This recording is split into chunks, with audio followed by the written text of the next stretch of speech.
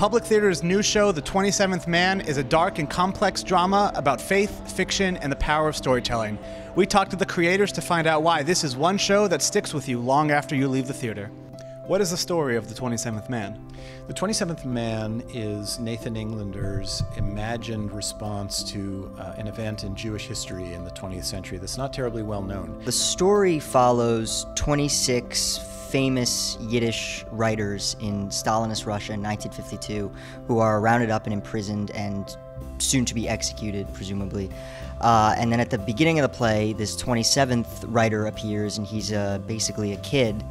And he's unpublished and he's unknown and no one really knows why he's there. And so the main through line of the play is figuring out why this kid was included. I'd heard this story when I was 19 years old and right before the Berlin Wall came down, but I'd heard that Stalin in 1952 had executed the last of the Yiddish writers, that he'd rounded them up and murdered them. And basically at that time really nothing much was known about it, and it really haunted me that these writers deserved a story. The play and the short story on which it's based doesn't simply tell this horrendous story of a crime against humanity. What it does is it concentrates on the lives that these guys might have had. Why do you think the show can hit so close to home for audiences, even if they are unfamiliar with the work?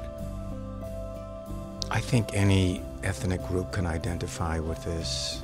The loss of one's culture, the loss of one's family, the loss of one's identity. What would you say are the main themes that this show explores?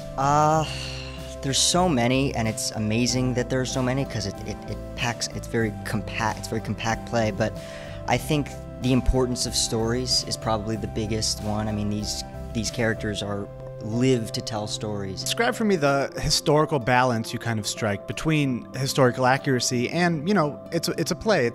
There's a little fiction to it as well, isn't there?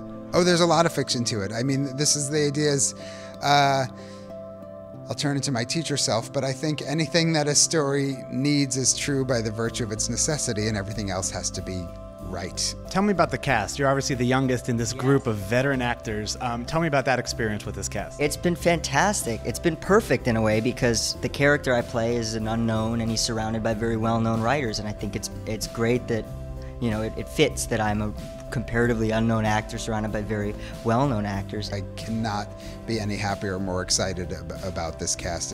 It's truly a blessing, but I guess the way I keep saying it is I'm a fiction writer. I'm crazy, but I'm crazy alone in my room, and this process we all get to be crazy together. Is there a certain type of conversation you hope audience members have as they leave the theater? I think people really can't talk after the play. I mean, I think the play leaves one in a place of silence, in a place of introspection, in a place of quiet. It's only ever been about one thing, which is, finding hope in hopelessness, and really the decision to write, what it is to dedicate one's life to the arts. It's never been about anything else.